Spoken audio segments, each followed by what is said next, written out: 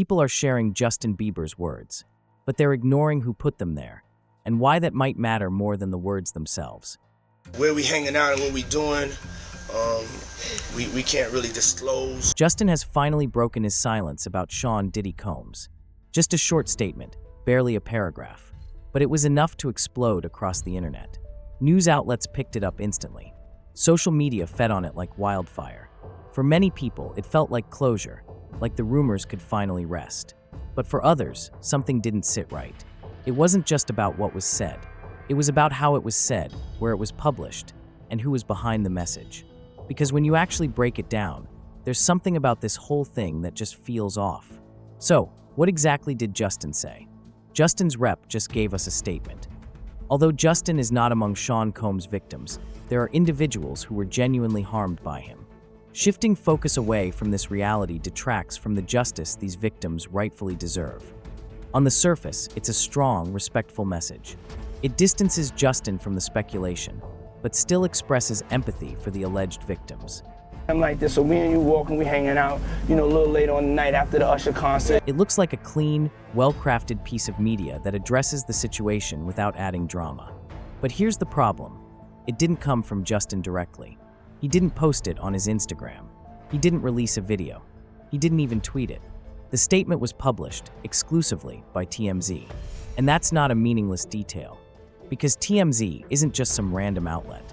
It's run by Harvey Levin, who as of recently co-hosts a podcast with Mark Garagos. And Garagos isn't just any lawyer. He's part of Diddy's current legal team. Their podcast is called Two Angry Men. Now, that name might sound like harmless commentary, but it reveals something deeper. There's a clear and active connection between the people shaping Diddy's legal defense and the people shaping the media narrative. So when Justin's statement appears only on TMZ, no video, no social posts, no quotes in his own voice, the question becomes, was this really Justin speaking, or was this part of a strategy? Let's look at the timing. Cassie Ventura, Diddy's ex-girlfriend and now the prosecution's key witness, had just taken the stand. Her testimony exposed years of alleged abuse. Around the same time, an old video began resurfacing, footage of a 15-year-old Justin Bieber spending 2 days with Diddy. In that clip, Diddy is talking about how he and Justin are going buck full crazy. And Justin responds by saying they should go get girls. It was an unsettling video. Viewers were disturbed.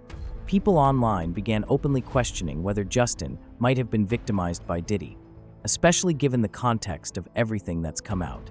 The speculation was growing fast. And then, suddenly, this statement appears. It reads like damage control, but the tone isn't emotional. It isn't intimate. It's not even in Justin's own words.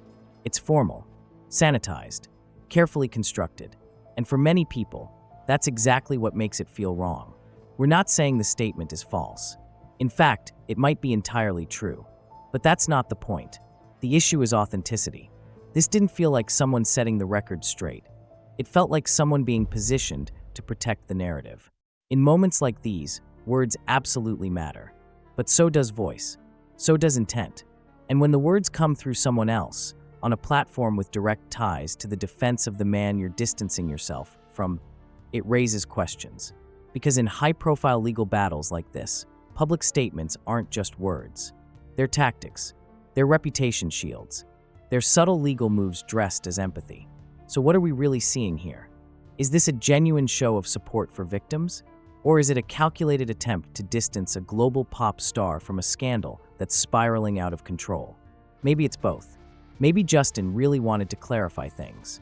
But one thing is clear, he didn't say it himself. His team did. And when that message is filtered through an outlet connected to Diddy's own lawyer, you can't help but wonder, whose voice are we really hearing? And if you think this is the only time TMZ has been used to manage the public side of this case, wait until you see how they handled Cassie's testimony. That's a story of its own. Subscribe for more breakdowns from the Diddy trial and the stories the headlines won't tell you. This is Now in the Spotlight.